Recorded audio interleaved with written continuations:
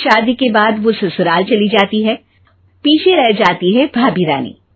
सिद्धि के ससुराल जाते ही भाभी कहती है, अरे वाह जी वाह, सारे कपड़े मेरे। हाय रे पैंट, अरे वाह वाह, मजा आ जाएगा। अरे ये सिद्धि की अलमारी के सामने खड़े होकर क्या बड़बड़ा रही है? जाकर देख मेहमानों को विदाई की मिठाई मिली कि नहीं। अब हाँ माँ जी, क्यों नहीं, लेकिन पहले कपड़े तो बदल लूं। अब रानी आ जाती है सिद्धि के उन कपड़ों में जो वो ससुराल जाने से पहले घर छोड़ जाती है। अरे रानी, कुछ दिन रुक जाती। अरे ये तो सिद्धि बिटिया को मैंने ही दिया था, बड़ा ही फबता था उस पर, तुझ पर तो कुछ खास नहीं लग रहा। अब वो ना मेरे सारे कपड़े गीले थे तो सोचा पहन लूं। वैसे भी सिद्धि को कौन सा दिन पुराने आउटडेटेड कपड़ों को पहनना है।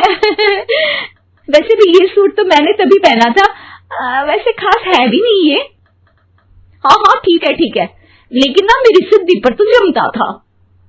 सारे मेहमान चले जाते हैं और सिद्धि ससुराल से मायके पहली बार आती है। अपना घर, अपना कमरा, अपनी अलमारी। ये बोलकर जैसे ही सिद्धि अलमारी खोलती है तो सामने उसके कपड़ों की जगह कुछ और ही रखा होता है। ओ माँ, जरा कमरे में तो आना। सास और रानी वहां पहुंच जाते हैं। रानी ने पहनी होती है सिद्धि की जींस और टी शर्ट। अरे भाभी, ये क्या? ये तो मेरी बड़ी ही महंगी टी शर्ट है, इसे आपने घर में क्यों पहनी है? अरे बहुत मिलती है दीदी ये चौक की मार्केट में, 150 में। ओ भाभी प्लीज, ये एरोपोस्टल है, 2000 की एक टी शर्ट। ओहो, 2000 में तो दीदी 4 साड़ी आ जाए। अब क्या बोलूं भाभी, ये मेरी अलमारी में छोटू के कपड़े, तो मेरे कपड़े कहाँ हैं? मेरी अलमारी में। अब दीदी आपको कौन से पुराने कपड़े पहनने थे? माना भाभी, लेकिन मैं जब घर आती तो यही सब पहनती ना। अरे तुम तो बड़ी कंजूस हो दीदी। खैर, वक्त आता है जब सिद्धि ससुराल के लिए रवाना हो रही होती है। अरे रानी, अंदर से सिद्धि का गिफ्ट ले आ, लड़की पहली बार ससुराल से मायके आई है।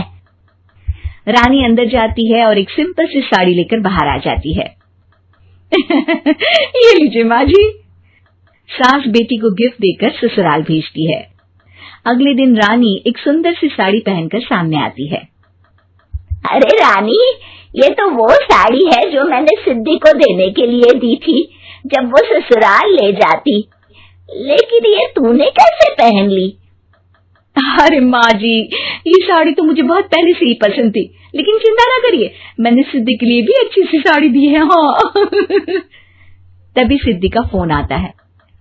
क्या माँ, कुछ अच्छा तो दिया होता ससुराल ले जाने के लिए। अरे पहले दिखा दिया होता।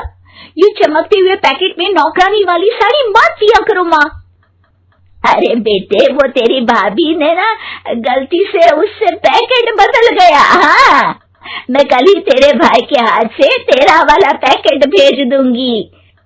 अरे रहने दो माँ, आई एम श्योर भाभी ने अभी वही साड़ी पहनी होगी जो तुमने मेरे लिए रखी थी। तुम तो समझ नहीं पाई उनको। खैर छोड़ो, मैं ज्यादा बोलती अच्छी नहीं लगती, रहने दो, आपको उन्हीं के साथ रहना है, फिर बात करेंगे। सास को रानी पर गुस्सा आ जाता है। वो उसके कमरे में जाती है जहाँ वो शादी का एल्बम देख रही होती है। रानी, मार्केट जाकर एक ऐसी ही साड़ी लेकर आ, कल प्रतीक जाकर सिद्धि के घर दे आएगा। अरे क्यों माँ जी, कितनी साड़ी देनी है दीदी को? यहाँ कोई सेल लगी है क्या? अरे चुप कर, मेरे बेटी के हिस्से की साड़ी खुद पहन ली, अब ज्यादा ज्ञान बांट रही है। एक दिन सिद्धि का फोन आता है। माँ, मेरी सास ने आप सबको खाने पर बुलाया है। सारे लोग सिद्धि के ससुराल पहुँचते हैं। खाना खाकर वो लोग निकल रहे होते हैं कि सिद्धि की सास सभी को गिफ्ट देती है। अरे बहन जी, बेटी के घर का खाना खा लिया, यही बहुत है, जो आप ऊपर से गिफ्ट भी दे रही है। अरे बहन जी, आप भी कहाँ इन बातों पर विश्वास कर रही हैं। सास सभी को गिफ्ट देती है, लेकिन रानी को जो साड़ी देती है वो अजीब सी हरे रंग की लाल रंग के बड़ी छाप वाली होती है। अरे छी, ये कौन पहनेगा? सासू माँ को तो जरी वाली इतनी सुंदर और मेरे लिए ये नौकरानी वाली। अरे भाभी, दरअसल मैं जब भी घर आती थी आप वापसी में ऐसी ही साड़ी देती थी ना, तो माँ ने सोचा कि आपको आपकी पसंद की ही साड़ी क्यों ना दी जाए।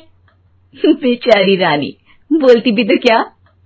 सिद्धि और सास रानी का चेहरा देखकर हंसने लगती है तो रानी